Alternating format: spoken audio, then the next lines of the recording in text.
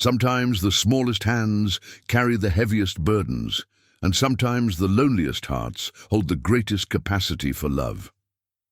In a remote Nordic village, two twin girls with nowhere left to turn find themselves at the door of Bjorn, a giant Viking who has forgotten how to smile since his wife passed. The villagers know him as a man of few words and fewer smiles. But when these frightened children appear on his doorstep, something awakens in the gentle giant that everyone thought was lost forever. What happens next will show that family isn't always about blood, and that the strongest warriors are often those who choose love over fear. This is the story of how two little girls saved a broken man, and how he became the father they never knew they needed. Before we jump back in, tell us where you're tuning in from, and if this story touches you, make sure you're subscribed, because tomorrow I've saved something extra special for you. The morning mist clung to the valley like a shroud, weaving between the ancient pines that surrounded Bjorn Ironhand's farmstead. His home sat in deliberate isolation, a full day's walk from the nearest village, where the mountain air carried the scent of snow even in late autumn. The wooden structure, built by his own hands 7 years ago, stood solid against the harsh Nordic winds, much like the man who dwelt within its walls. Bjorn rose before dawn, as was his custom, his massive frame unfolding from the simple bed where he had slept alone for 3 long years. At 6 feet and 8 inches tall, with shoulders broad as a doorframe and hands that could snap a man's neck without effort, he cut an imposing figure even in the quiet solitude of his morning routine. His beard, once golden like summer wheat, now showed threads of silver that caught the lamplight as he dressed in his worn leather vest and woolen trousers. The farmstead bore the marks of careful maintenance mixed with subtle neglect. The barn stood sturdy and well repaired, housing his handful of sheep and goats. The vegetable garden showed neat rows where he grew what he needed to survive. But the flower beds near the house remained untended, and the second-story window, that once held bright curtains, now stayed shuttered against the light. Inside, the main room held the evidence of a man living simply but well. A massive stone hearth dominated one wall, its mantel displaying a few precious items: a silver drinking horn that had belonged to his father, a small wooden carving of Thor's hammer, and a faded piece of embroidered cloth that he touched each morning like a prayer. The long wooden table could seat 8, though it had been years since more than one person sat there. Shelves lined the walls, holding practical items: tools, preserved foods, a few worn books, and one covered corner that he never approached. That corner held Astrid's loom, draped in white cloth like a ghost waiting to be acknowledged. Even 3 years after her death, Bjorn could not bring himself to move it or uncover it. Sometimes, in the evening quiet, he could almost hear the gentle rhythm of her weaving, the soft humming that had filled their home with music. The loom stood as a monument to everything he had lost and everything he feared to hope for again. Astrid had been the light to his shadow, the laughter to his silence. Where he was granite, she was flowing water. Where he spoke in grunts and single words, she painted pictures with her voice that could make him forget the weight of the world. She had been small even by village standards, barely reaching his chest, with golden hair that caught sunlight like spun gold and eyes the color of spring grass. The villagers used to joke that Beauty and the Beast had found each other, but Astrid would laugh and say that Bjorn was the most beautiful soul she had ever known. They had met during the harvest festival 5 years ago. Bjorn had been drinking alone as usual, watching the dancing from the shadows. Astrid had approached him with the boldness of someone who saw past surfaces to the heart beneath. "You look like a man with stories to tell," she had said, settling beside him without invitation. "And I happen to love stories." By winter's end, she was sharing his bed. By spring, they were wed. By the following autumn, she was with child. The pregnancy had been difficult from the start. Astrid, so small and delicate, struggled with the growing life within her. The village healer, old Magna, had warned them that the baby might be too large for Astrid's frame, but they had hoped and prayed to the old gods and the new. Bjorn had spent hours with his hands on her belly, talking to the child, promising to teach him to be strong and gentle, to protect those who needed protecting. When the time came, Astrid labored for 2 days and nights. Bjorn held her hand through, every contraction wiping her brow, whispering words of love and encouragement. But the baby was indeed too large, and after hours of struggle, both mother and child slipped away as the dawn broke on what should have been the happiest day of Bjorn's life. He had held them both, his wife and son, as the morning light streamed through the window, and something inside him had died with them.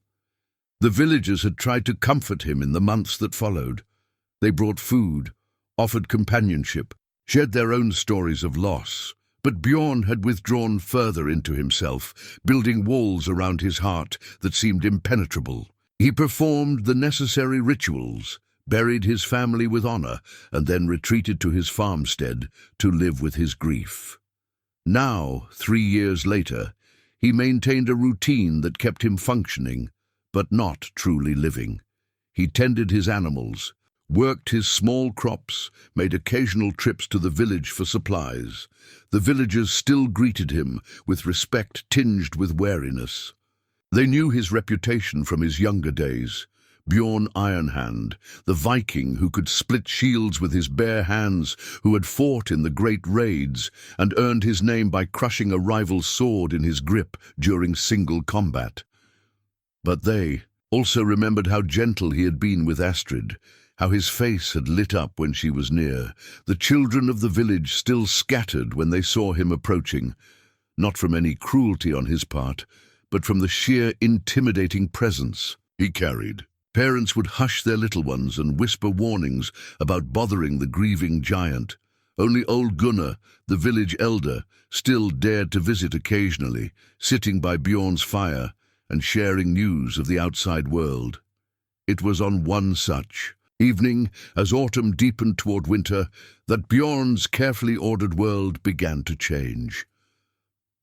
He had been splitting wood behind his house, the rhythm of the axe helping to quiet the thoughts that always grew louder in the evening hours. The sun was setting behind the mountains, painting the sky in shades of gold and crimson that reminded him too much of Astrid's hair. He was just setting down his axe when he heard it, a sound so faint he almost dismissed it as the wind through the pines. But there it was again, the soft crunch of small feet in the fallen leaves, coming up the path to his door. Bjorn frowned, wiping his hands on his leather apron. No one came to his farmstead uninvited. The path was difficult to find and harder to follow, winding through dense forest that would challenge even an experienced woodsman. He moved quietly around the side of his house, his natural hunting instincts still sharp despite years of peaceful living. What he saw made him freeze in the shadows like a man struck by lightning. 2 small figures huddled together on his doorstep, so tiny they seemed like forest spirits in the gathering twilight. They were children, girls, he realized, with tangled dark hair and clothes that hung in tatters. They couldn't have been more than 7 or 8 years old, identical in their delicate features and shared exhaustion. Their faces were streaked with tears and dirt, their small hands clasped together as if holding each other up, and there, lined up neatly beside them, were 2 pairs of small wooden shoes, worn thin from long walking. Bjorn's breath caught in his throat. The sight of those tiny shoes, placed so carefully as if in offering or surrender, struck something deep in his chest that he had thought was buried forever. These children had walked a long way to reach his door, and they had shown the respect of removing their shoes before approaching, a custom his own mother had taught him in childhood. One of the girls, the one with slightly longer hair, looked up as if sensing his presence in the shadows, her eyes dark as midnight and filled with a fear that no child should carry. met his across the small distance. For a moment, neither moved. Then, with a courage that humbled him, she whispered words. "That would change everything, please, sir. We have nowhere else to go." Her voice was small but steady, shaped by an accent he recognized from the coastal villages. Her sister stirred beside her, and Bjorn saw that she was protecting the smaller girl, keeping herself between potential danger and the one she loved most. Bjorn felt his carefully constructed walls beginning to crack. These children, so small and vulnerable, had somehow found their way through miles of dangerous forest to his remote home. They had asked for nothing more than acknowledgement, placing their trust in a stranger who looked more likely to eat them than help them. He thought of Astrid, how she would have rushed forward immediately, gathering the children into her arms, bringing them inside for warmth and food and comfort. He thought of the son he would never hold, who might have been their age by now. And for the first time in 3 years, Bjorn Ironhand felt his frozen heart begin to thaw. Slowly, so as not to frighten them further, he stepped from the shadows and approached his own door. The girls shrank back slightly, but they did not run.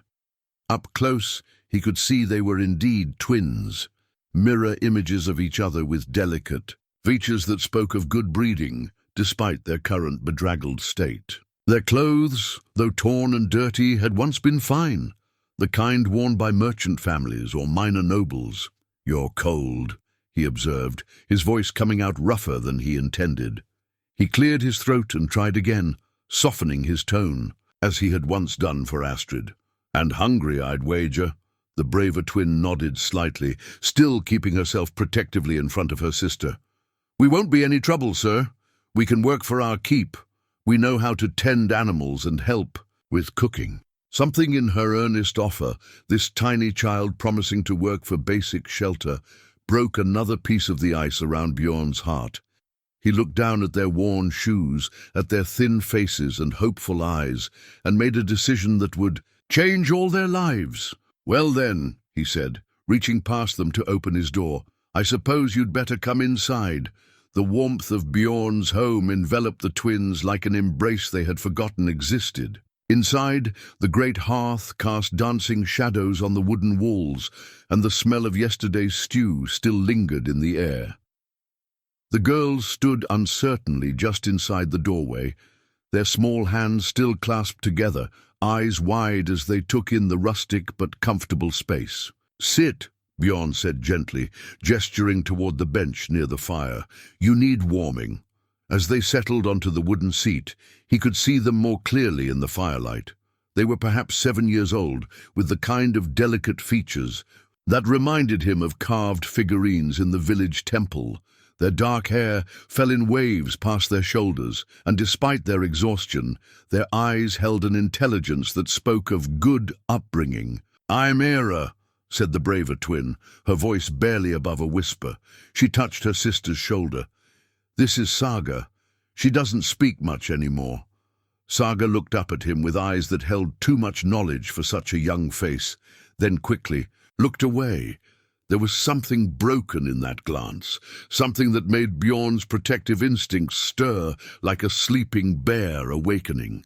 "I'm Bjorn," he said, moving slowly to the kitchen area so as not to startle them. "And you're safe here." As he ladled leftover stew into wooden bowls, he noticed how their eyes followed his every movement, not with curiosity, but with the watchful wariness of creatures who had learned that safety was temporary and danger could strike without warning.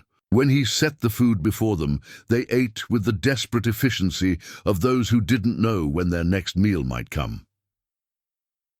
"Where are your parents?" he asked gently, settling his large frame onto a chair across from them. Era's spoon paused, halfway to her mouth. "They died in the spring. Fever took them both within days of each other."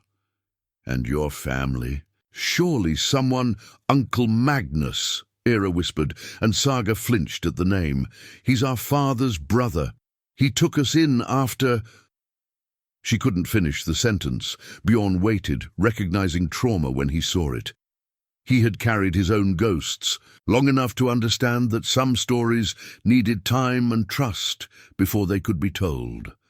After the girls had eaten their fill, he made them a bed of furs near the fire, watching as they curled together like two halves of the same soul. They fell asleep instantly, exhaustion claiming them the moment they felt truly warm and safe, but their peace was short-lived. Bjorn woke before dawn to the sound of horses approaching, too many horses, moving too fast for a friendly visit. He rose quietly, checking that his axe hung within reach, then peered through the shuttered window. In the grey, pre-dawn light, he could make out 3 riders approaching his farmstead, their horses breathing hard, as if they had ridden through the night.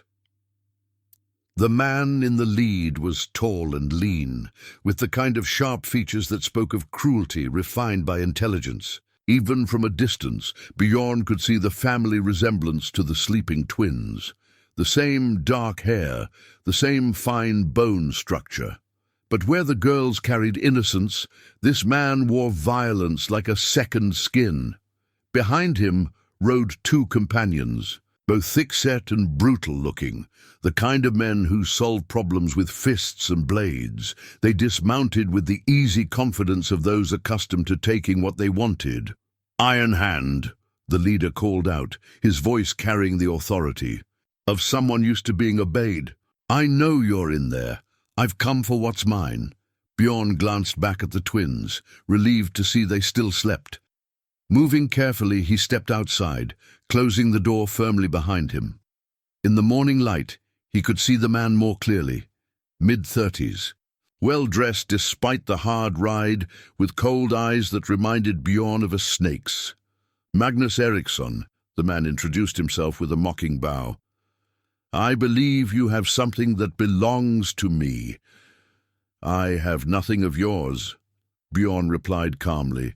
Though his hand rested casually near his weapon, Magnus smiled, but it never reached his eyes. "2 little girls, dark-haired, probably told you some sob story about their poor dead parents. They're my nieces, you see, and I've been searching for them since they ran away 3 days ago."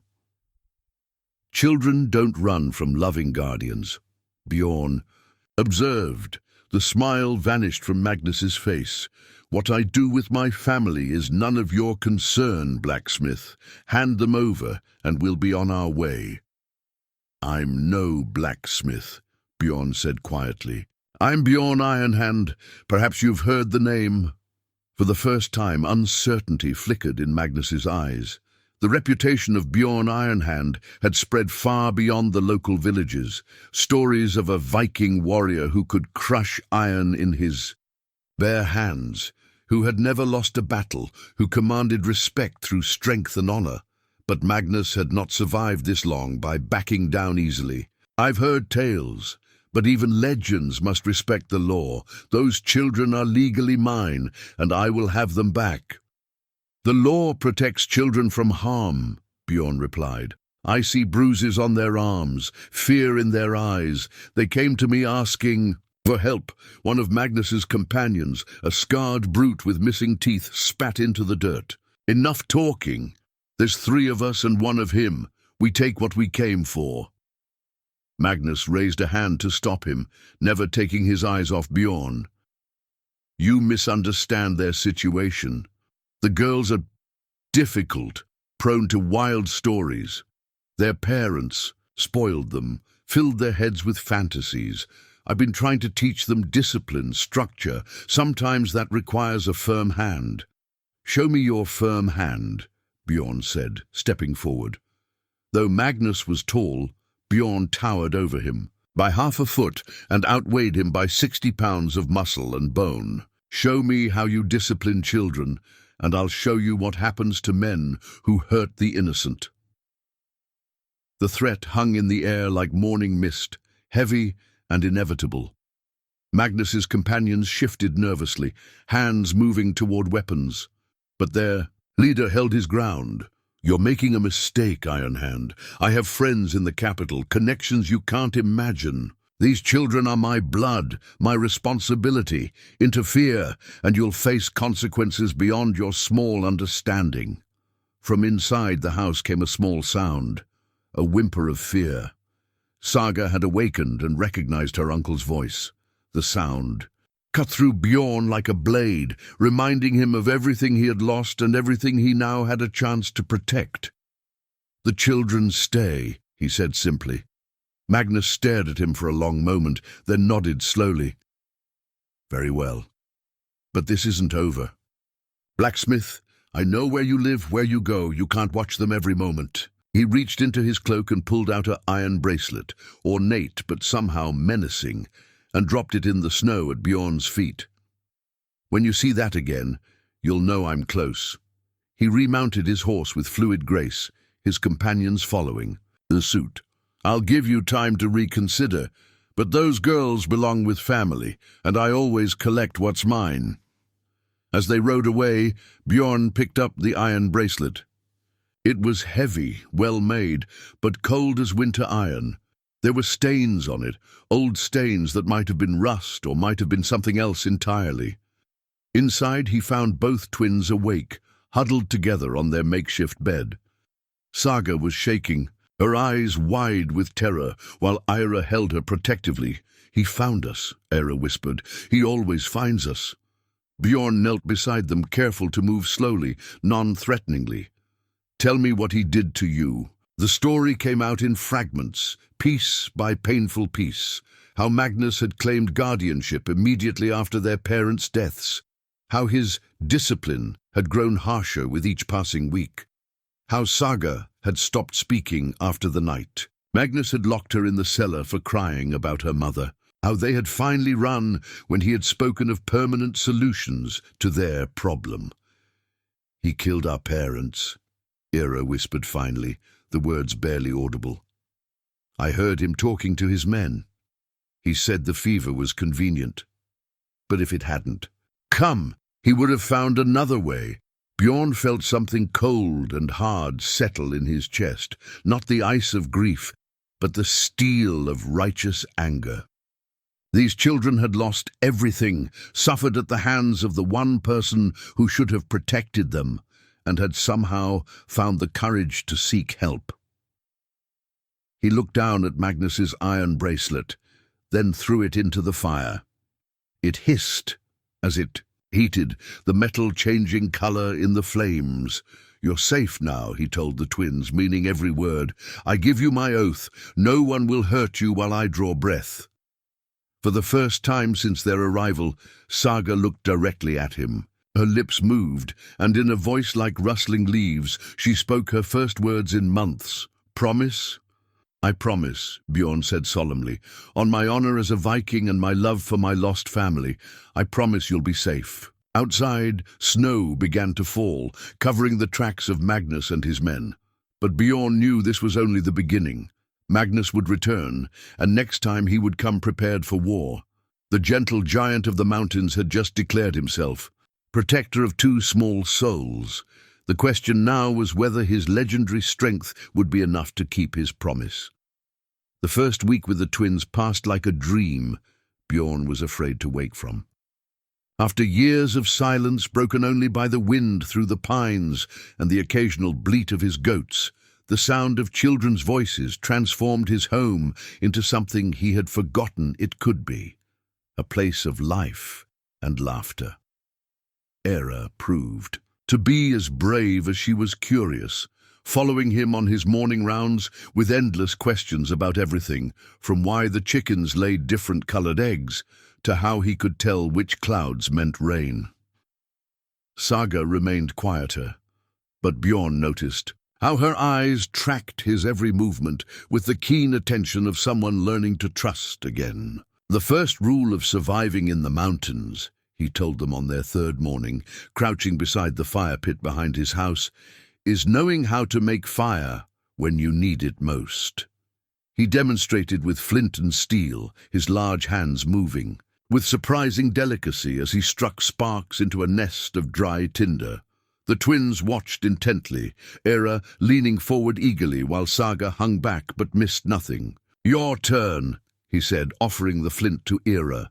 Her small hands could barely grip the tools properly, and her first attempts produced nothing but frustrated sparks that died before reaching the tinder. But she persisted, her jaw set with determination. That reminded Bjorn of warriors he had known. When the first tiny flame caught, she gasped with delight. "I did it, Saga! Look, I made fire!" For the first time since their arrival, Saga smiled, just a small lifting of the corners of her mouth, but it transformed her face like sunrise breaking through clouds. Bjorn felt something warm unfurl in his chest, a feeling he had thought buried with Astrid. "Now you," he said gently to Saga, offering her the tools. She shook her head, shrinking back, but Ira took her sister's hands and guided them to the flint and steel. "Together," Era whispered. "We'll do it together." Working. As one, the twins struck spark after spark until another small flame bloomed in the tinder. Saga's eyes went wide with wonder, and she spoke her second word since their arrival. "Magic." "Not magic," Bjorn said softly. "Skill. And skill comes from practice and patience." He set them to practicing while he went about his morning chores, listening to their quiet conversation and occasional bursts of laughter.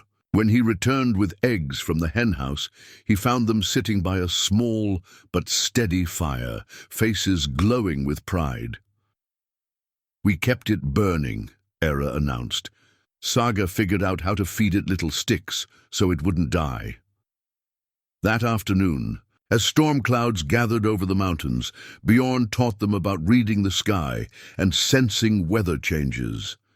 He showed them how the animals behaved differently before a storm, how the goats gathered closer to the shelter, how the chickens settled early, how even the forest seemed to hold its breath. "Animals know things we forget," he explained, one twin on either side of him as they sat on his porch watching the approaching weather. "They listen with more than their ears." "What are they listening for?" Era asked. "Changes, danger, safety." He glanced down at them, these small beings who had somehow awakened his dormant protective instincts. "Same things you learned to listen for with your uncle." The mention of Magnus made both girls tense, and Bjorn immediately regretted bringing up the painful subject. But Saga surprised him by speaking, her voice still soft but growing stronger. "The animals here aren't afraid." She was right.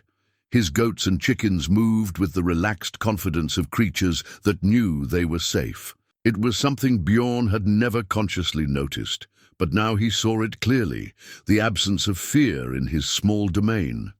"No," he agreed. "They're not, and neither should you be. Not here." That evening, as the promised storm lashed his sturdy house with wind and rain, Bjorn found himself doing something he hadn't done in 3 years, carving. The twins sat by the fire, Saga finally attempting to speak more, while Ira encouraged her with endless patience, and Bjorn's hands moved almost of their own accord, shaping pieces of soft pine into small figures.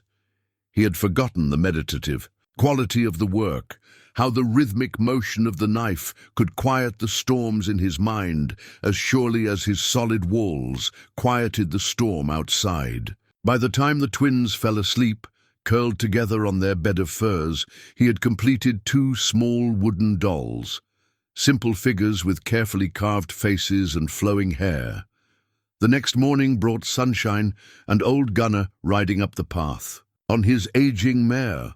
The village elder had known Bjorn since childhood, and his weathered face showed concern as he dismounted. "Words spreading through the villages," Gunnar said without preamble, accepting the offered cup of ale. "Magnus Eriksson has been asking questions, offering silver for information about 2 missing girls." Bjorn glanced toward the house, where the twins were helping each other dress and prepare for the day. "What kind of questions?" "The kind that suggest he's not planning to take no for an answer." "He's gathered men, Bjorn. Hard men with harder reputations. They're searching every farmstead between here and the coast." "Let them search," Bjorn said quietly. "The girls stay with me." Gunnar studied his old friend's face, noting changes that went deeper than mere resolve. You know what this means. Magnus has connections, influence. He can make trouble for anyone who stands against him. Then he'll learn what trouble looks like when it comes from someone who isn't afraid of his influence. The elder nodded slowly. The Bjorn I knew in the old days never backed down from protecting innocence. I was hoping that man wasn't completely buried under all that grief. He's not buried, Bjorn replied, watching Ira emerge from the house with her arms full of kindling, while Saga followed with smaller pieces. Just sleeping. These children have awakened him. As if summoned by their conversation, the twins approached shyly. Ira curtsied prettily to Gunnar, while Saga hung back, still wary of strangers. "Good morning, little ones," Gunnar said gently. "I'm a friend of Bjorn's." "Are you here to take us away?" Ira asked with the direct honesty of childhood. "Not at all, child. I came to make sure you're being well cared for."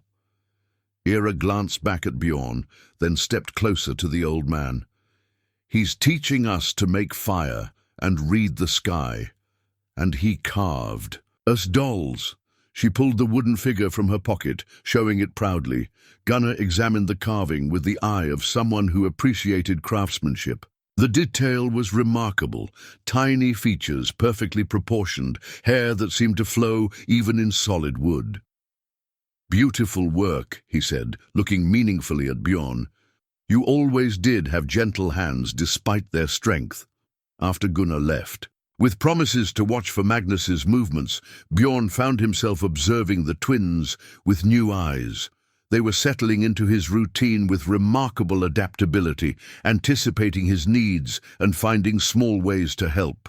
Ira had taken over feeding the chickens, approaching the task with serious concentration, while Saga had appointed herself guardian of the goats, somehow communicating with them in ways that required no words. But it was the small moments that touched him most deeply, how they waited for him to sit before beginning their meals, how they carefully placed their carved dolls beside their bed each night, how they had begun to hum softly while they worked, bringing music back to his silent home. That night, as he banked the fire and checked that the twins were safely asleep, Bjorn realized that somewhere in the space of a week, his carefully ordered existence had been thoroughly disrupted. The walls he had built around his heart were crumbling, and for the first time in 3 years, he found himself looking forward to tomorrow instead of merely enduring it. Outside, the wind carried new scents, the approaching winter, the smoke from distant villages, and something else that made his warrior instincts stir uneasily.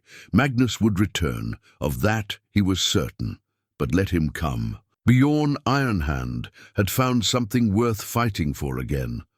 The discovery came on a morning when frost painted the windows in delicate patterns and the twins' breath misted in the air as they helped with the morning chores.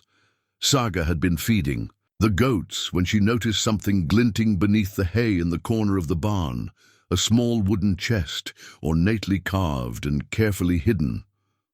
"Bjorn," Ira called softly, her voice carrying the reverence of someone who had found treasure. "There's something here." He approached slowly, recognizing the chest, even before he saw the intricate patterns carved into its lid, roses and vines intertwined with runic symbols that Astrid had traced with loving fingers during their brief marriage. His heart clenched as he knelt beside the twins, his large hands trembling slightly as he lifted the lid. Inside lay the remnants of his former life.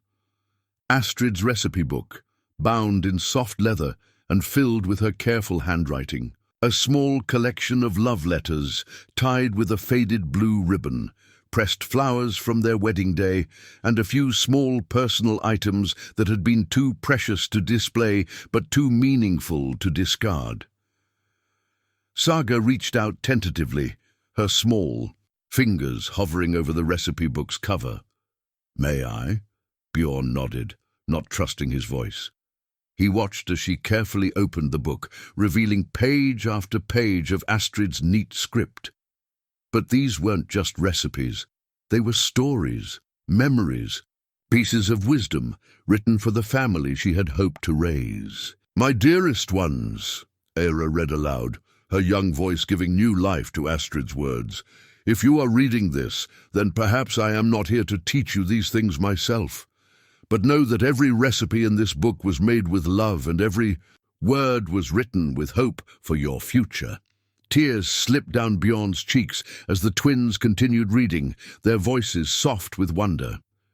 Astrid had written instructions for making bread, yes, but also advice about kindness, stories about her own childhood, dreams for children she would never hold. "The secret to good bread," Saga read, "is patience and gentle hands. The secret to a good life is much the same. Be patient with yourselves and others. Handle hearts as carefully as you would handle dough, with warmth, with care, with the knowledge that rough treatment ruins everything." Bjorn found himself speaking, the words coming from some deep place he had kept locked away. She wanted children so badly, we both did.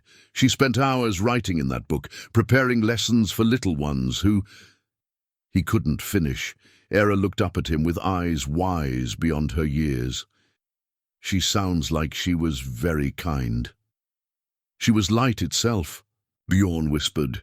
"She made everything brighter just by being in the room." Saga closed the book gently and looked up at him. "Like you do for us." The simple words hit him like a physical blow. These children, who had known so little kindness in their short lives, saw him as a source of light. The comparison to Astrid was more precious than any treasure, more meaningful than any honor he had earned in battle. That afternoon, following one of Astrid's simpler recipes, they attempted to bake bread together. Bjorn's large hands proved clumsy with the delicate work of kneading, while the twins' small fingers weren't strong enough to work the dough properly. But together, with much laughter and flour dusting every surface, they managed to create something resembling loaves. "It's a bit lopsided," Era observed, examining their handiwork. "Imperfect things often taste the best," Bjorn replied, remembering Astrid saying those exact words about her first failed attempts at baking. As the bread rose by the fire, Saga curled up beside Bjorn on the large chair that had once held only his solitary grief. She was still hesitant about physical affection, but she had begun to seek his presence when she felt uncertain or afraid. "Will you tell us about her?" Saga asked softly. "About Astrid." So Bjorn found himself sharing memories he had kept locked away for 3 years. He told them about Astrid's laugh, how it could fill a room and chase away the darkest moods. He described her weaving, how she could create patterns that seemed to hold sunlight itself. He spoke of her garden, where she had coaxed flowers to bloom even in the harsh mountain climate. "She would have loved you both," he said finally. "She would have spoiled you terribly with sweets and stories and all the attention 2 little girls could want." Era climbed onto his other knee, and for a moment Bjorn was overwhelmed by the feeling of holding children close, something he had dreamed of but never experienced. "Do you think she would mind us being here?" "Mind?" Bjorn considered the question seriously. "She would have thrown open every door in the house. She would have filled your bellies and sewn you new dresses and probably taught you to weave before the week was out." He paused, feeling truth settle in his chest like a warm stone. "I think she sent you to me." As if summoned by their quiet conversation, a red fox appeared at the edge of the clearing, limping badly on its right front paw. The twins noticed it first, pointing silently so as not to startle the injured creature. "It's hurt," Era whispered.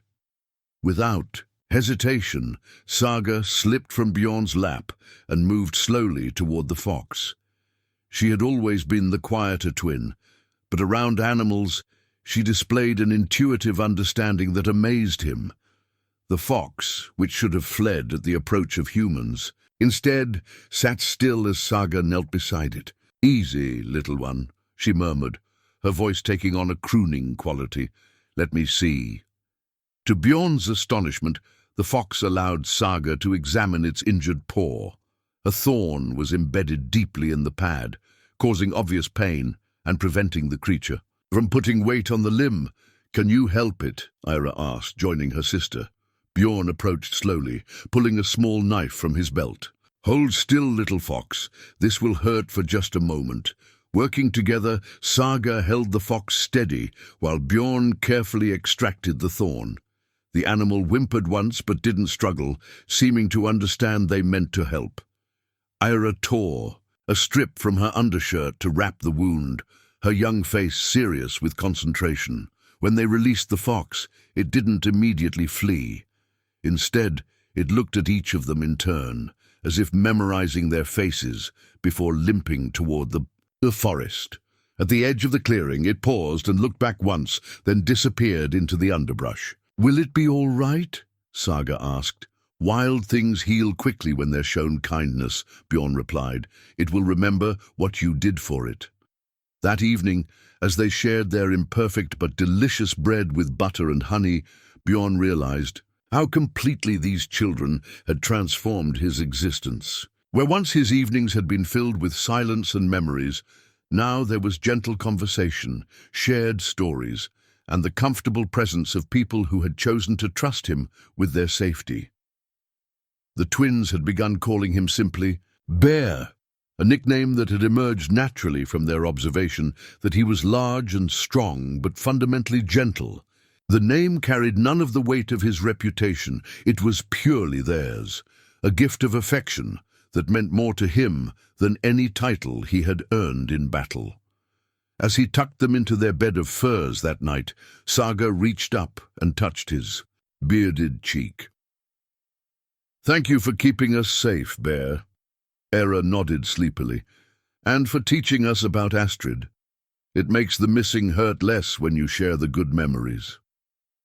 Long after they fell asleep, Bjorn sat by the dying fire, Astrid's recipe book open in his lap. He read her words again, understanding now why she had written them. Love multiplied when it was shared, and memories became more precious when they brought comfort to others. Outside, snow began to fall in earnest, the first heavy snow of winter. Soon the mountain passes would be treacherous, making travel difficult for anyone foolish enough to attempt it. Magnus would have to wait for spring to make any serious move against them, but Bjorn knew that winter's protection was temporary. When the snows melted, danger would return. Until then, he would use every day to prepare, not just defensively, but by building the kind of family bond that could withstand any storm. Winter settled over the mountains like a heavy quilt, transforming Bjorn's farmstead into an isolated kingdom of white. The snow fell for 3 days straight, piling in drifts that reached the windows and creating a hushed world where only the crackle of fire and the soft voices of his newfound family broke the silence. It was during this deep winter quiet that Bjorn made a decision that would change everything. The twins were curled together on their furs, listening as he read from one of his few books, tales of ancient heroes and their noble deeds. When he finished the story of Sigurd and the dragon, Saga looked up with those dark eyes that seemed to hold depths beyond her years. "Bear," she said, her voice now strong enough to carry across the room, "why do all the heroes in the stories have to fight alone?" The question caught him off guard. "What do you mean, little one?" "In the stories, the heroes always send away the people they love before the big battles. They fight the dragons by themselves." She glanced at her sister. "But Ira and I are stronger when we're together. Wouldn't the heroes be stronger too?" From the mouth of a child came wisdom that warriors twice her age had failed to grasp. Bjorn set down the book and looked at these two small beings who had taught him more about courage in a few weeks than he had learned in years of solitary battles. "You're absolutely right," he said finally. The greatest strength comes from those who stand together. The next morning, he led them to the back corner of his house, where a heavy wooden chest sat beneath a dusty covering. Inside lay the treasures of his family's warrior heritage, his father's shield, painted with the ancient symbols of their clan, and the weapons that had been passed down through generations of Viking warriors. Era gasped as he lifted the shield, its surface gleaming despite its age. The painted dragon seemed to writhe in the firelight, and the iron boss in the center bore the dents and scratches of actual combat. "This belonged to my father, Eric the Bold," Bjorn explained, running his fingers over the familiar markings. "And his father before him.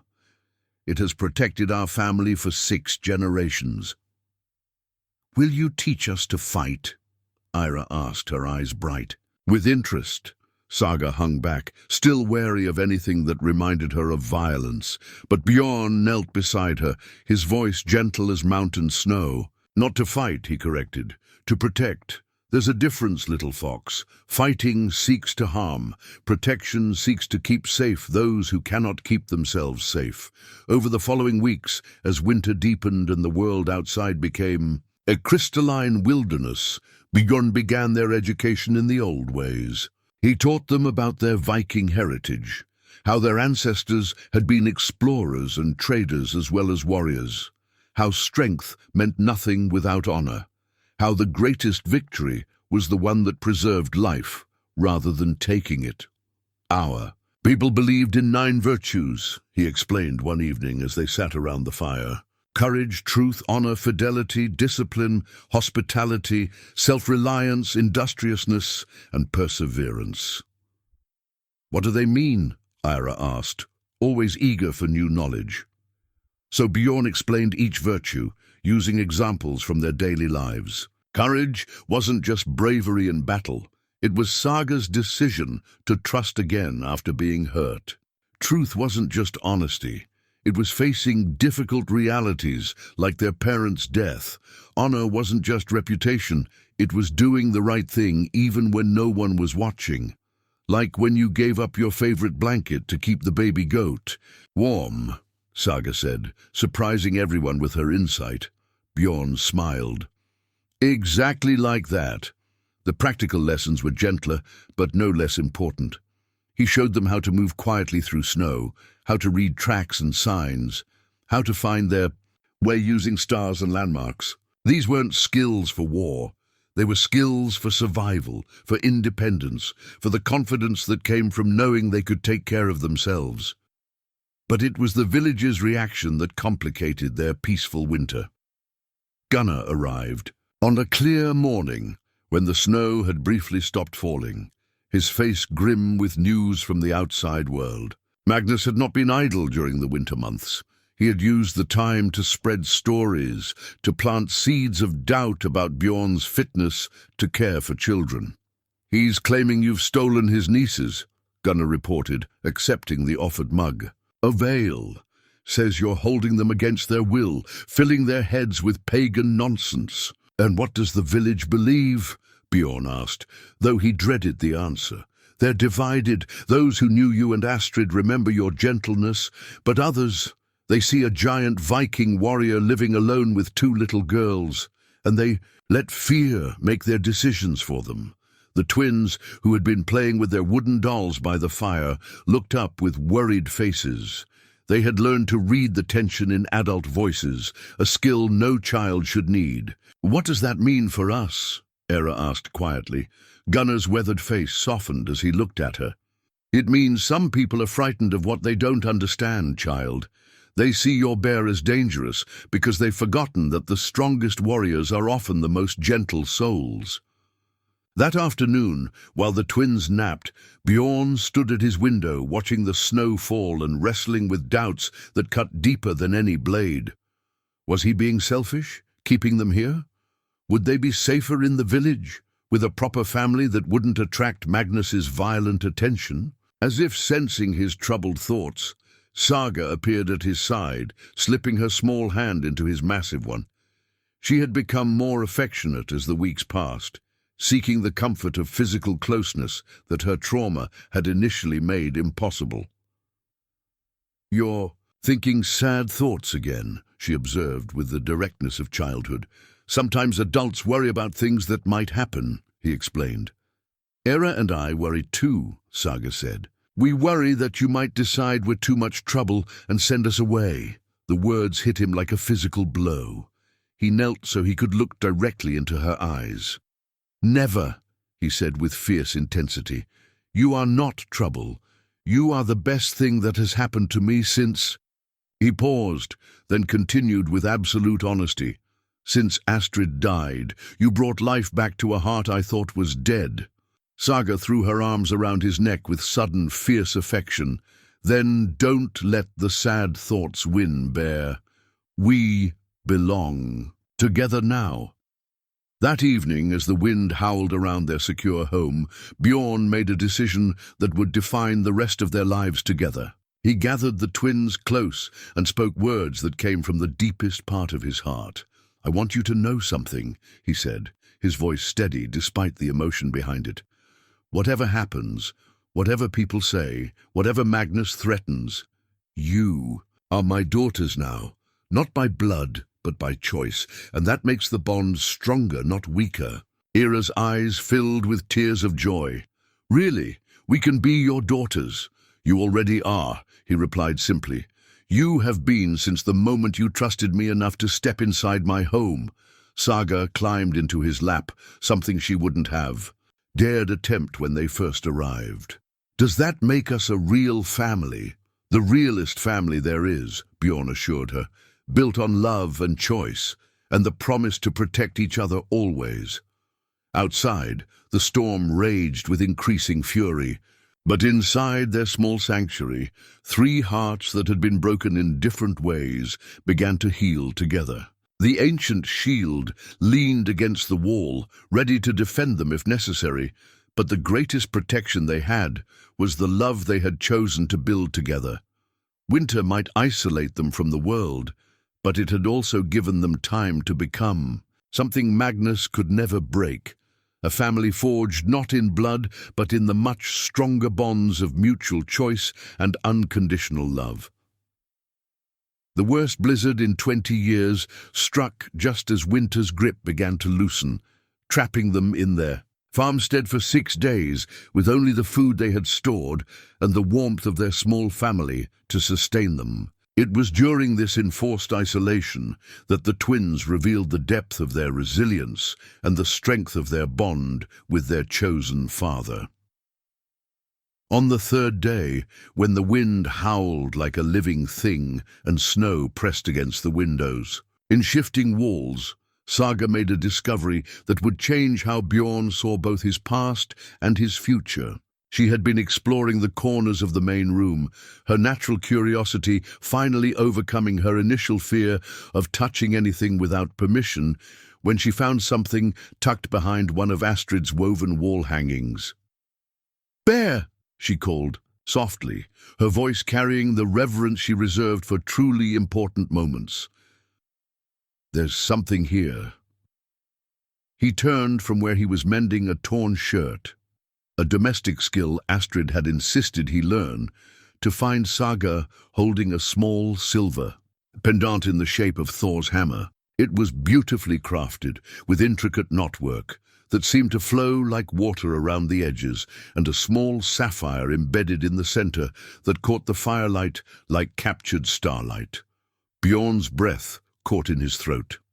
"That was Astrid's," he whispered, memories flooding back with painful clarity. "Her grandmother gave it to her when she was about your age." Ira joined her sister, both girls studying the pendant with the serious attention they gave to all things connected. To the woman who had loved their bear before they arrived. "It's beautiful," Ira said softly. "Astrid wore it every day until—" Bjorn couldn't finish the sentence, but the twins understood. "I put it away because seeing it hurt too much." Saga looked up at him with those dark eyes that seemed to see straight through to his soul. "Does it still hurt to see it?" He considered the question with the honesty these children deserved. "Yes," he admitted, "but it's a different kind of hurt now. Not the sharp pain that makes you want to hide from memories, but the gentle ache that means love never really dies. Without hesitation, Saga held the pendant out to him. Then maybe it's time for it to protect someone again. Bjorn knelt beside her, his large hands gentle as he fastened the silver chain around her neck. The pendant settled against her small chest like it belonged there, and something inside him clicked into place. A sense of continuity, of love, flowing from one generation to the next, of Astrid's blessing on this new family he had never expected to find. "She would want you to have it," he said, his voice thick with emotion. "Both of you, you'll share it, won't you?" The twins nodded solemnly, understanding the weight of the trust he was placing in them. They had learned that precious things were meant to be cherished, protected, and shared with those you loved most. That night, as the storm continued its assault on their haven, something shifted in their family dynamic. The twins began to ask more personal questions, not just about Astrid, but about Bjorn's own childhood, his adventures, his dreams for the future that now included them. "Did you always want to be a warrior?" Ira asked as they sat by the fire, sharing a simple meal of bread and preserved meat. "No," Bjorn admitted, surprising them. "When I was very young, I wanted to be a storyteller like the skalds who traveled from village to village. I loved the way they could paint pictures with words, make people see distant lands and great deeds." "Why didn't you?" Saga asked, unconsciously touching the pendant at her throat. "Life chose a different path for me. My father needed me to learn the warrior's way, to protect our family and our village. But I never forgot my love of stories." He smiled at them. "Perhaps that's why I enjoy reading to you so much." The conversation revealed layers of their bear that the twins had never suspected. They learned that he wrote poetry sometimes, scratching verses on scraps of bark when words demanded to be shaped into something beautiful. They discovered that he could sing in a deep, resonant voice that made the very walls seem to hum with warmth. They found out that he had once dreamed of traveling to distant lands, not for conquest, but for the sheer joy of seeing what lay beyond the next mountain. But most importantly, they learned that he had given up none of these dreams. He had simply been waiting for the right people to share them with. "When spring comes," he said on the fourth night of the storm, "I'll teach you the songs my mother taught me, and maybe we'll write new stories together. Adventures of a bear and two brave little foxes who saved each other." It was also during this time that the twins' individual personalities began to flourish in ways that their traumatic past had never allowed. Ira revealed a natural talent for strategy and planning, organizing their limited supplies and creating games that turned their confinement into adventures. She had begun teaching herself to read the runes on Bjorn's ancestral weapons, deciphering their meaning with a scholarly intensity that reminded him of the village priest. Saga, meanwhile, demonstrated an intuitive understanding of emotions and healing that went far beyond her years. She seemed to know exactly when Bjorn needed comfort, when Ira needed encouragement, when the silence needed to be filled with gentle conversation, or when it should be allowed to provide peace. But it was their bond with each other that remained their greatest strength. They had developed their own language of looks and gestures, could communicate entire conversations with a glance, and never made a major decision without consulting each other first. Watching them, Bjorn began to understand that he wasn't just protecting two individual children, he was protecting a unit, a partnership that had been forged in hardship and tempered by mutual dependence. On the fifth night, when the storm finally began to show signs of weakening, the twins surprised him with a gift they had been working on in secret. Using scraps of leather and some of Astrid's colored threads, they had sewn him a small pouch decorated with their own interpretation of runic symbols. "It's for carrying important things," Era explained, presenting it with the solemnity of a queen bestowing honors. "We put some of our hair inside," Saga added, "so you'll always have part of us with you, even if we're not right there." The simple gift moved him more than any treasure he had ever won in battle. These children, who had lost everything and had so little to give, had chosen to give him something precious and irreplaceable, a part of themselves. As he held the pouch, feeling its careful construction and seeing the love stitched into every thread, Bjorn realized that he had been wrong about something fundamental. He had thought he was saving these children, giving them the family they needed. But they had been saving him all along, giving him back his capacity for joy, for hope, for the kind of love that didn't fear loss because it was too busy celebrating what it had been given. The storm ended that night, leaving behind a world transformed by snow and ice, beautiful and dangerous in equal measure. But inside their warm sanctuary, 3 hearts beat in harmony, bound together by bonds that no earthly power could break.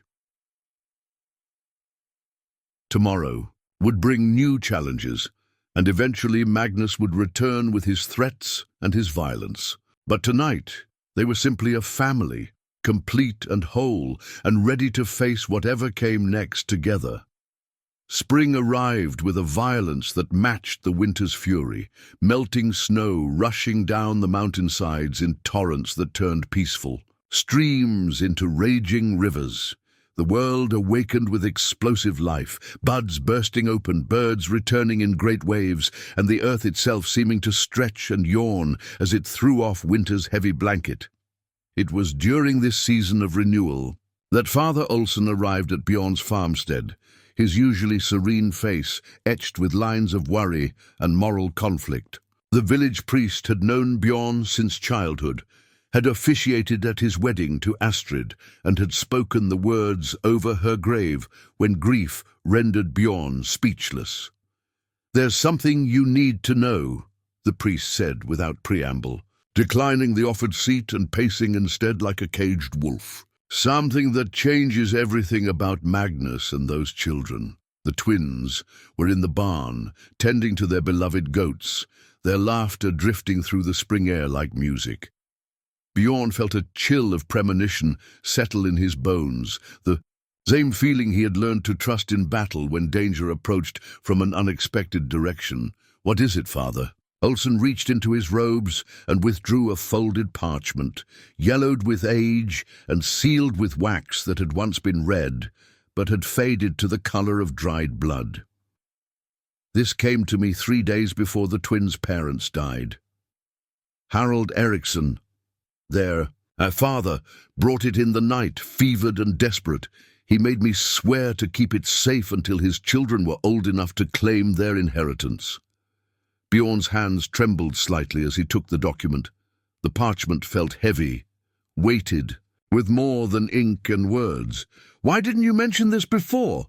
"Because I hoped it wouldn't matter," the priest admitted, his voice heavy with regret. "I hoped Magnus would be content with what he already had, that the children would be safe in obscurity. But when you took them in, when he started making his threats, I realized this secret might be their salvation or their doom." With careful fingers, Bjorn broke the seal and unfolded the document. The writing was in Harold's careful script, but the words seemed to leap from the page with urgent importance.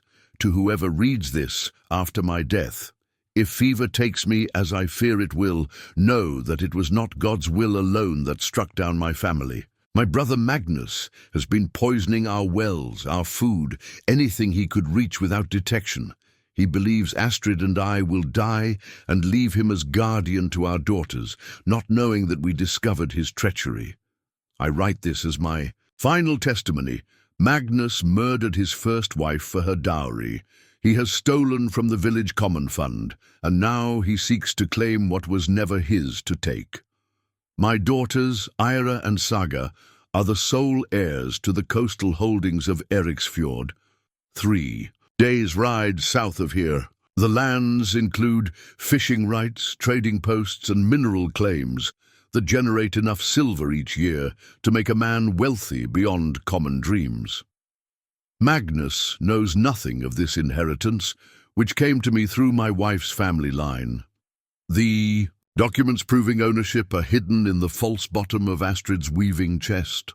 along with maps showing the extent of the holdings. If anything happens to me, I beg whoever finds this to protect my daughters and ensure they receive what is rightfully theirs. The true tragedy is not that we may die, but that Magnus will never stop hunting them once he discovers what they represent. Not just children to be controlled, but the keys to a fortune that could buy him power beyond his wildest ambitions. Protect them. They are innocents caught in a web of greed they cannot even comprehend. The letter was signed with Harald's seal and witnessed by two others, whose signatures Bjorn recognized. Both had died in the same fever outbreak that claimed the twins' parents. "Sweet Odin," Bjorn breathed, sinking onto a wooden stool as the implications crashed over him like an avalanche. They're not just orphans fleeing an abusive guardian, they're heirs to a fortune. Father Olsen nodded grimly. Now, you understand why Magnus has been so persistent. It's not just about family honor or legal guardianship. If he gains control of the twins, he gains control of wealth that could make him one of the most powerful men in the Northern Territories. Bjorn's mind raced through the connections, seeing Magnus's behavior in an entirely new light. The man's confidence, his connections, his willingness to gather armed men and make threats. It all made sense when viewed through the lens of greed rather than simple cruelty. Does he know about the inheritance? Not yet, but he's not stupid. He's been asking questions about Harald's business dealings, about why his brother was so secretive in his final months. It's only a matter of time before he discovers the truth. Through the window, Bjorn could see the twins playing with their fox friend, who had recovered from its injury and become a regular visitor to their farmstead. Eira was teaching it to sit for treats, while Saga wove flower chains to decorate its russet fur. They looked so innocent, so carefree in their simple happiness, that the idea of them as wealthy heiresses seemed almost absurd. But wealth meant nothing if they weren't alive to claim it. "There's more," Father Olsen continued, his voice dropping to barely above a whisper. "Magnus has been recruiting men from outside our territory. Mercenaries with no local connections, no families who would question their disappearance if things went badly. He's planning something for when the mountain passes fully clear. How many men? At least a dozen, possibly more. All of them the kind of warriors who fight for coin rather than honor." The priest met Bjorn's eyes.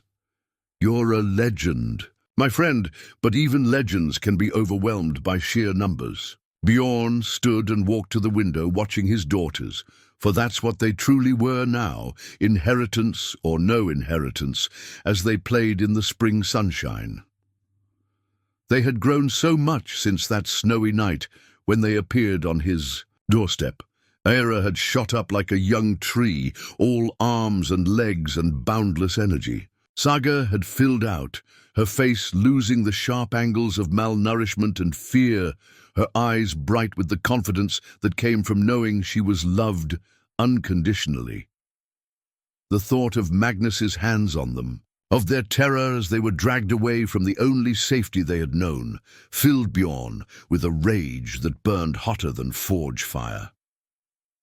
"What would you have me do?" he asked quietly. "Take them away," Father Olsen urged.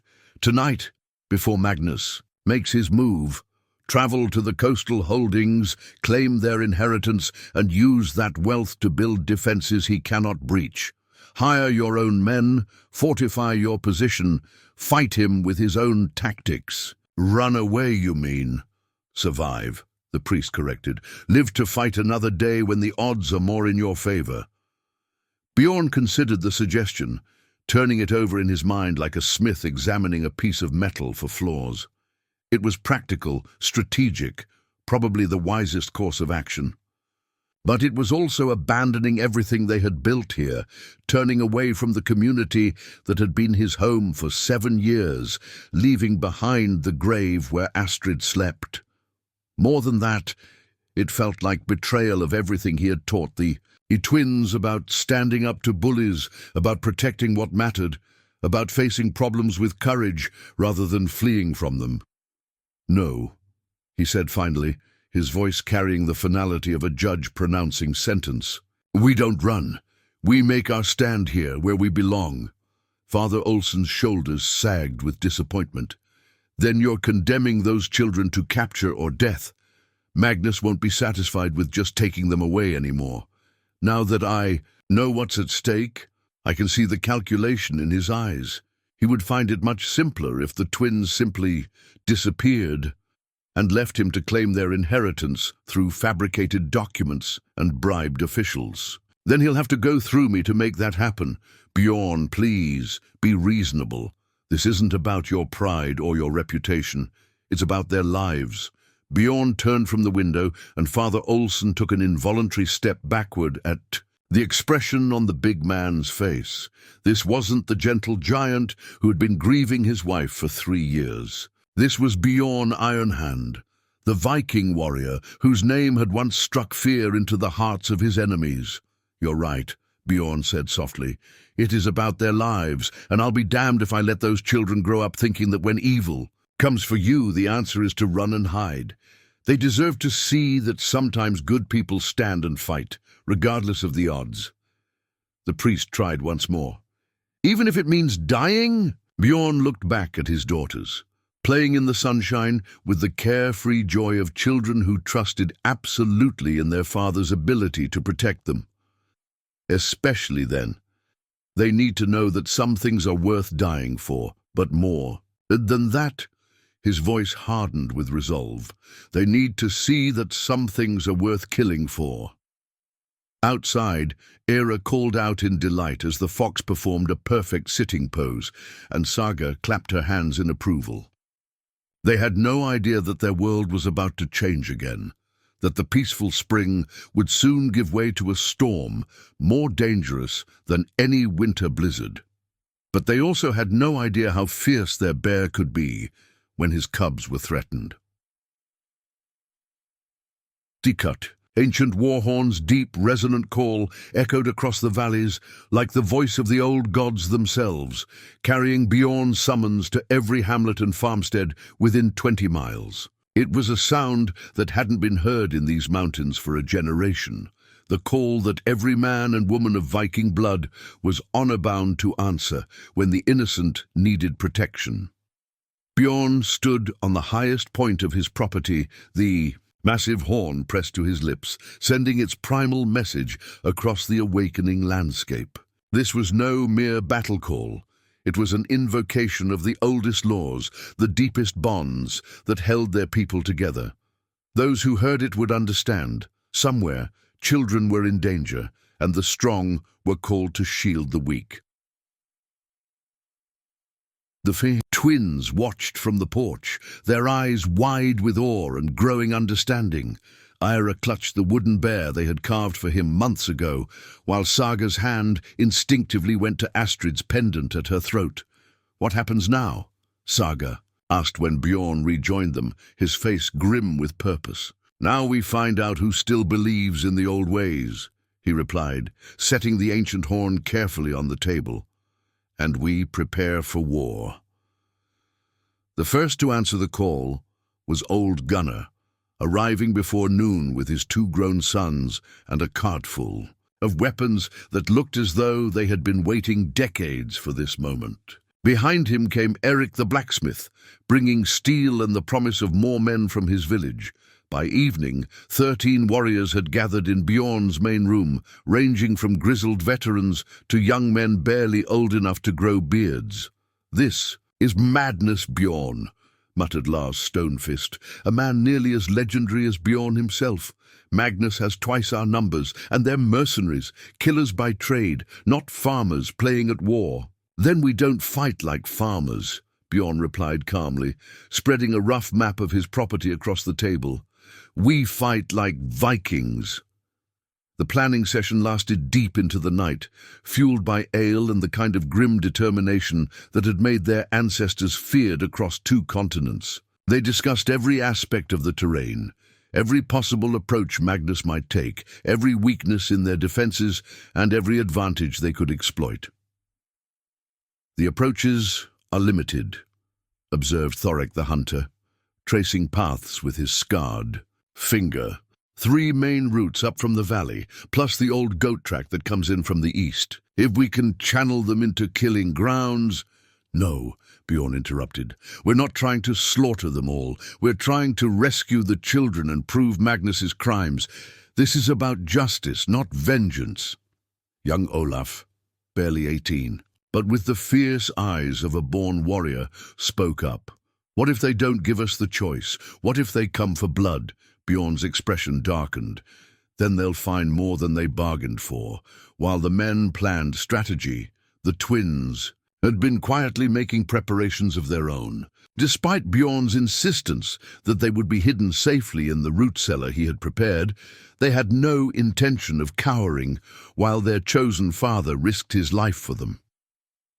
Saga had been working with the injured fox, teaching it to carry messages and perform simple tasks. Eira had been memorizing every detail of Bjorn's defensive plans, understanding with cold clarity that knowledge might be their greatest weapon if things went wrong. "We won't hide," Eira whispered to her sister as they pretended to sleep. "We can't let him fight alone."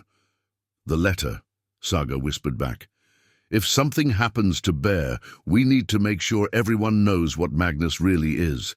They had made copies of their father's letter, painstakingly reproducing his handwriting and hiding the duplicates in different locations around the farmstead. If Magnus succeeded in capturing or killing them, at least the truth would survive. The second day brought more warriors, including 3 women who had fought alongside their husbands in the old raids. Astrid's cousin Helga arrived with her twin, axes, and a grimly practical attitude that reminded everyone present why Viking women were respected as much as feared. "You're protecting children," she told the assembled group. "That makes this a holy war, not just a feud. Anyone who harms a child under our protection dishonors their ancestors and their gods." Magnus arrived on the 3rd day, just as Bjorn had known he would, but this wasn't the small group of thugs from their previous encounter. This was an army. 23 mounted warriors armed with the best weapons silver could buy, accompanied by a siege engine that could breach even Bjorn's sturdy walls. They made camp in the valley below, just out of bowshot, but close enough to be clearly visible. Magnus had chosen his position carefully, blocking all the main escape routes while keeping his own retreat open. He was confident, patient, and obviously well-informed about Bjorn's defenses. That evening, as the sun set, behind the mountains, Magnus rode up the path alone, carrying a white branch to signal his desire for parley. Bjorn met him halfway, with Gunnar and 2 other witnesses, following the ancient customs that governed such encounters. "Iron Hand," Magnus greeted him with mocking courtesy. "Still playing the noble protector, I see. How very traditional of you." "State your business, Magnus." "The sight of you offends me." Magnus smiled, that cold smile that never reached his eyes. "My business is simple. I have legal documents naming me guardian of my brother's children. I have witnesses who will swear they've been kidnapped and corrupted by pagan influences. All I want is what's rightfully mine. The children stay with me." But you see, that's no longer entirely your choice." Magnus produced a scroll from his cloak, unrolling it with theatrical flourish. "This is a writ from the territorial governor, ordering the immediate return of Eira and Saga Eriksson to their legal guardian, signed, sealed, and absolutely binding, under both church law and royal decree." Bjorn didn't need to examine the document closely to know it was genuine. Magnus had used his connections, his wealth, and probably generous bribes to obtain official sanction for what he planned to do. "Even if that's legal," Gunnar interjected, "it doesn't give you the right to bring an army against innocent folk." "Innocent?" Magnus laughed. "Your friend here has been filling children's minds with heathen nonsense, teaching them to worship the old gods, probably planning to sacrifice them in some barbaric ritual. I'm here to save them from corruption, by force if necessary." The lie was so smoothly delivered, so perfectly crafted to exploit the fears and prejudices of Christian authorities, that Bjorn felt a grudging respect for his enemy's cunning. Magnus had created a narrative that made him the rescuer and Bjorn the villain, complete with legal documentation and moral justification. "You have until dawn," Magnus continued. "Surrender the children peacefully, and I'll limit the punishment to your banishment from these territories. Refuse, and I'll take them by force, and anyone who dies in the process will have their blood on your hands." "And if I give them to you?" Magnus's smile widened. "They'll receive proper Christian education in a convent far from here.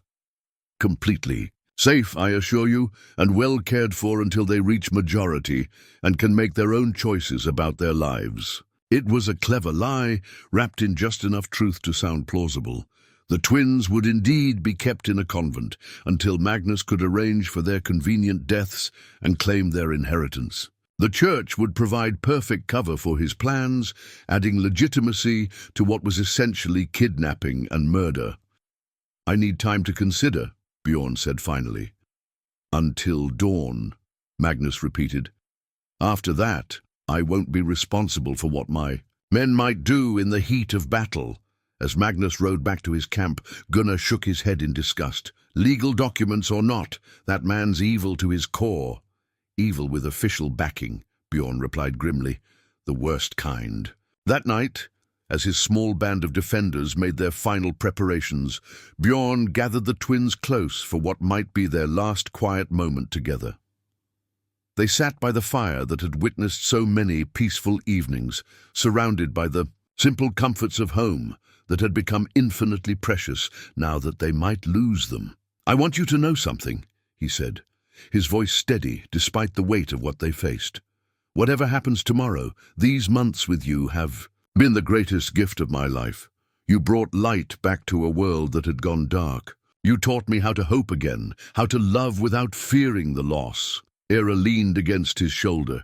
"You're not going to lose us, Bear. We're going to fight together, like a real family should. You're going to be safe in the cellar where—" "No!" Saga interrupted, her quiet voice carrying absolute conviction. "We won't hide while you die for us. That's not what families do." Bjorn started to argue, but the look in their eyes stopped him. These weren't the frightened children who had appeared on his doorstep months ago.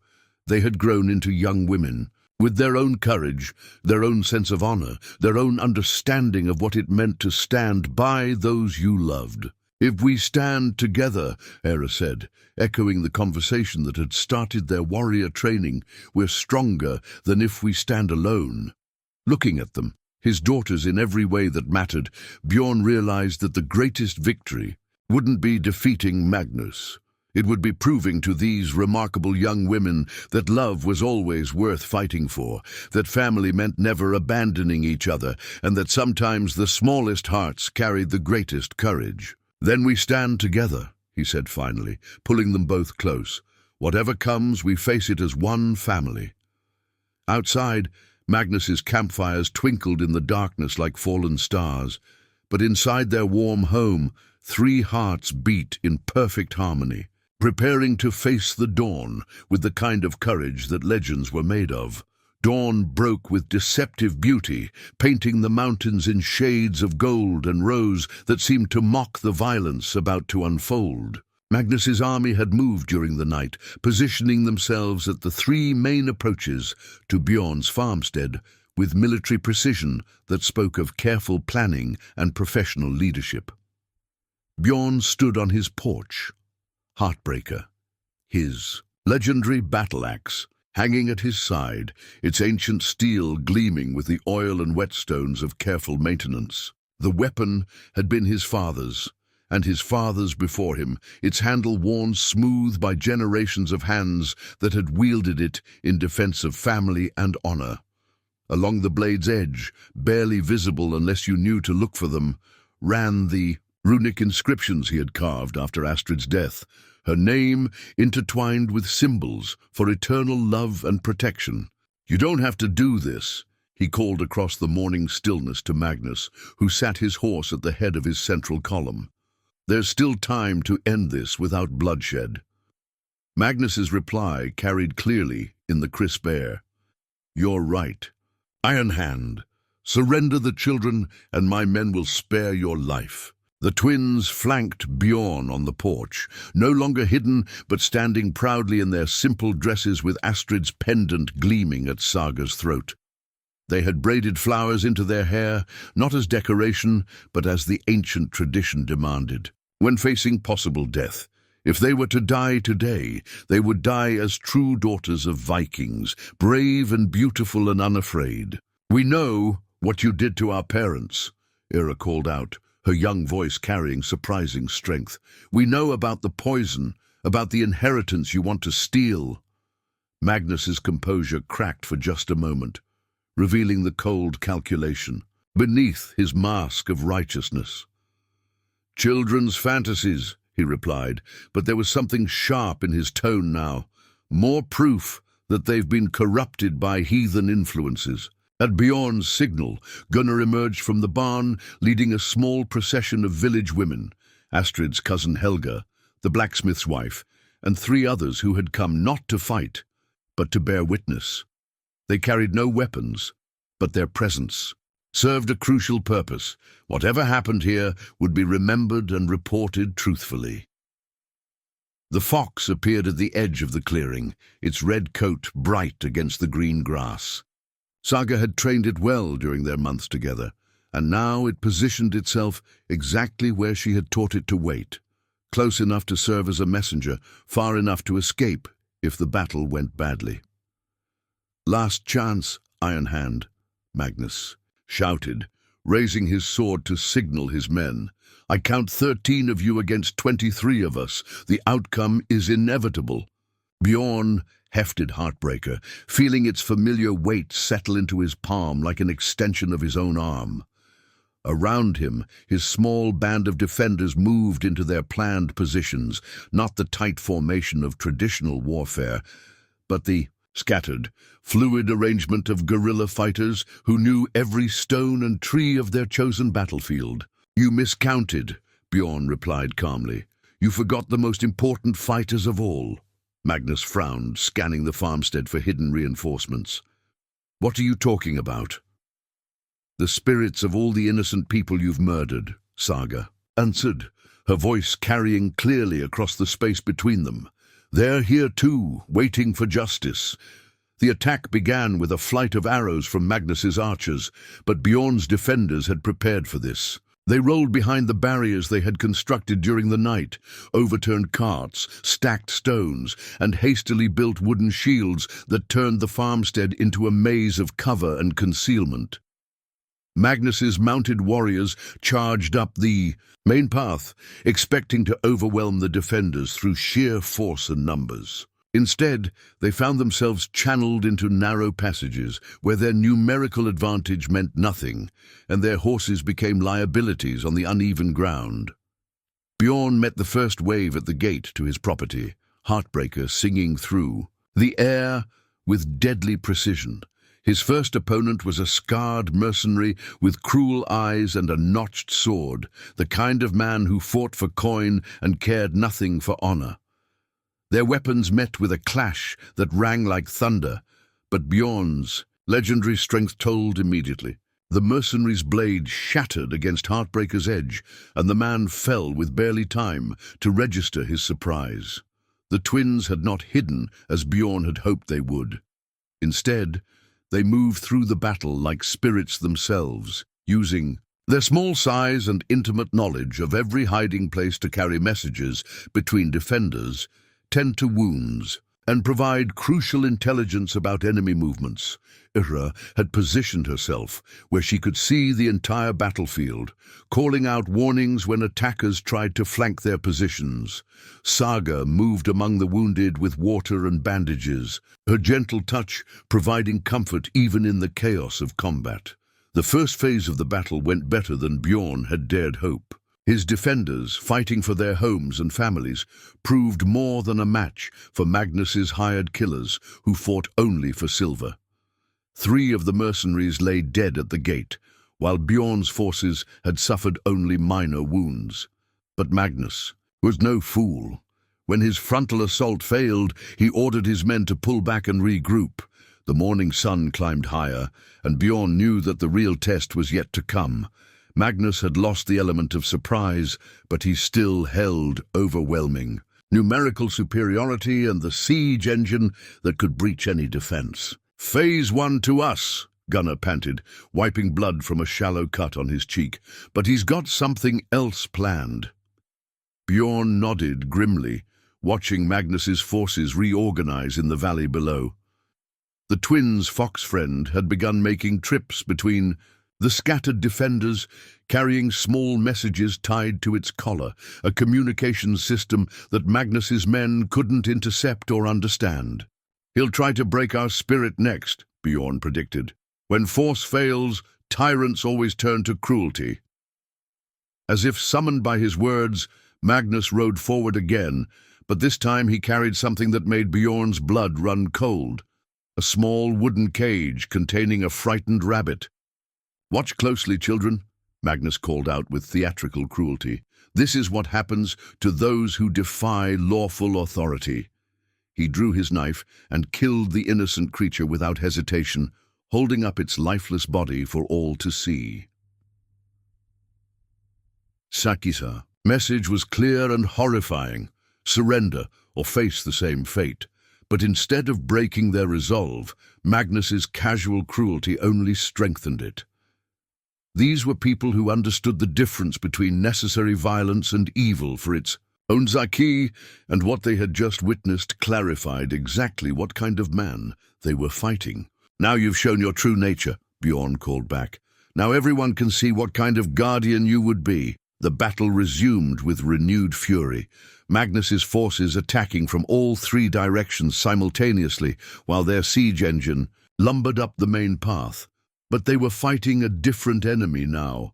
Not just Viking warriors, but an entire community that had seen evil unmask itself and found their courage in response. The siege engine's approach marked the beginning of the final phase, its massive frame groaning and creaking as Magnus's men pushed it up the steep path toward Bjorn's main gate. Behind its wooden shield, archers prepared to provide covering fire, while sappers readied the great ram that would smash through any barrier. But Bjorn had not survived countless battles by accepting his enemy's terms of engagement.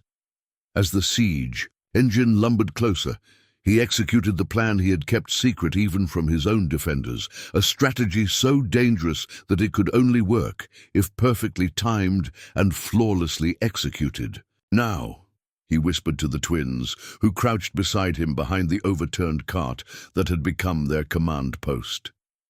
Saga reached into her pouch and withdrew a handful of the special mixture she had prepared. Honey mixed with the crushed flowers of plants that the fox had been trained to recognize. She smeared it on a small piece of cloth and tied it to the fox's collar. "Go, little friend," she whispered. "Find your family in the forest." The fox disappeared into the underbrush with the speed and silence of its wild nature, carrying its sweet-scented message to the creatures that lived in the deep woods surrounding Bjorn's farmstead. It was a desperate gamble based on Saga's intuitive understanding of animal behavior and the bonds of mutual aid that existed in the natural world. Meanwhile, Magnus had grown impatient with the siege engine's slow progress. Dismounting from his horse, he strode toward the farmstead with the confidence of a man who had never truly been challenged. His remaining fighters, still numbering more than a dozen, spread out behind him in a formation designed to overwhelm the defenders through sheer force. "Enough games, Iron Hand," he shouted. "Face me yourself, and let's end this like warriors instead of hiding behind women and children." It was exactly the challenge Bjorn had been waiting for. Stepping out from behind his cover, he raised Heartbreaker. High above his head, its blade catching the morning sun like captured fire.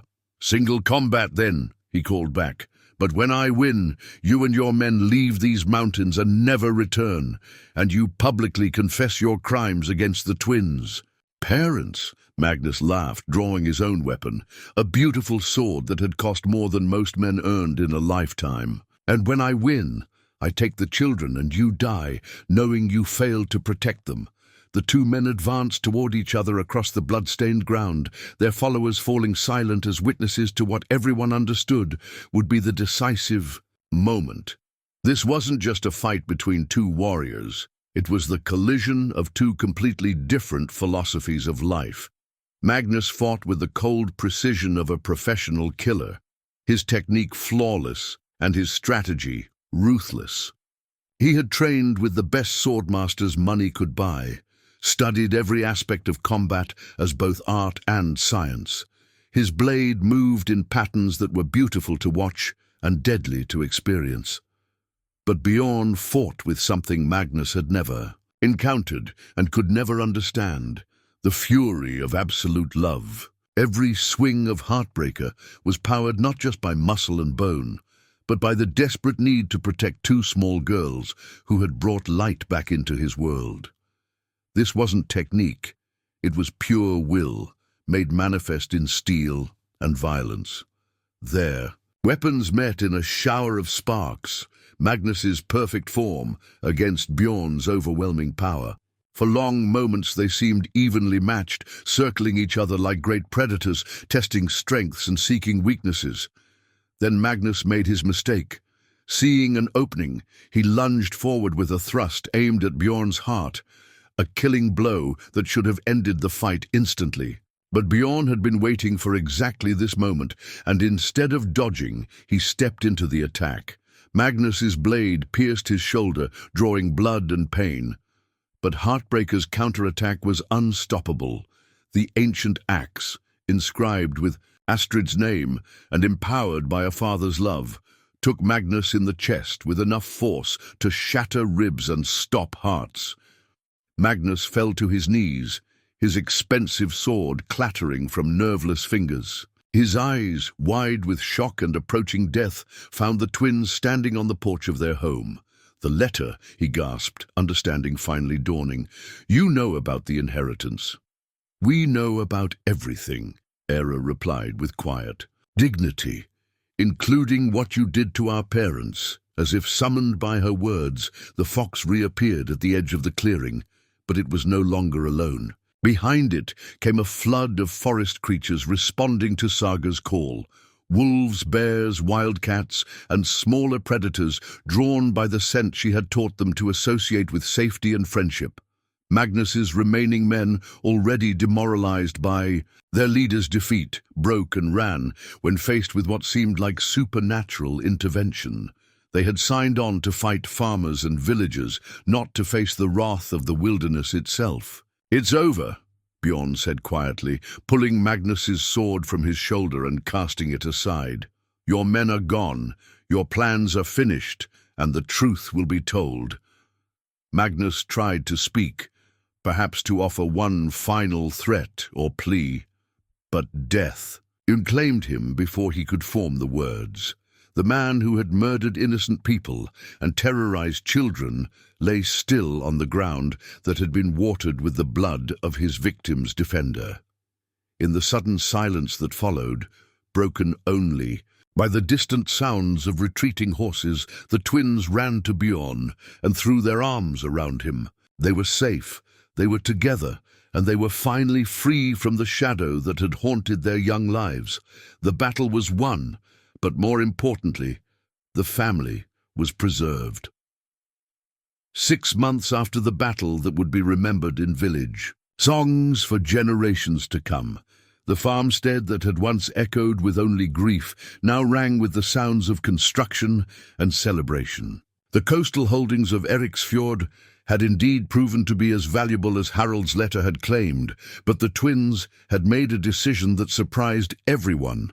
Instead of relocating to their inheritance, they chose to use its wealth to transform their mountain home into something unprecedented.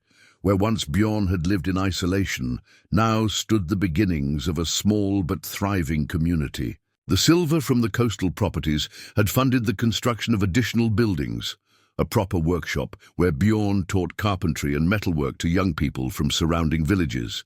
A small school where traveling scholars stopped to share knowledge, and guest quarters for the steady stream of visitors who came to hear the story of the giant who had chosen love over loneliness. Ira, now 8 and growing tall like a young birch tree, had appointed herself the community's chronicler. She spent her mornings learning letters from Father Olsen, and her afternoons recording the stories of everyone who passed through their doors. Her natural talent for strategy had evolved into a gift for organization that kept the growing settlement running smoothly. Saga, still the quieter twin, but no longer silent, had become the settlement's healer. Her intuitive understanding of both human and animal nature made her invaluable to anyone who was sick or injured.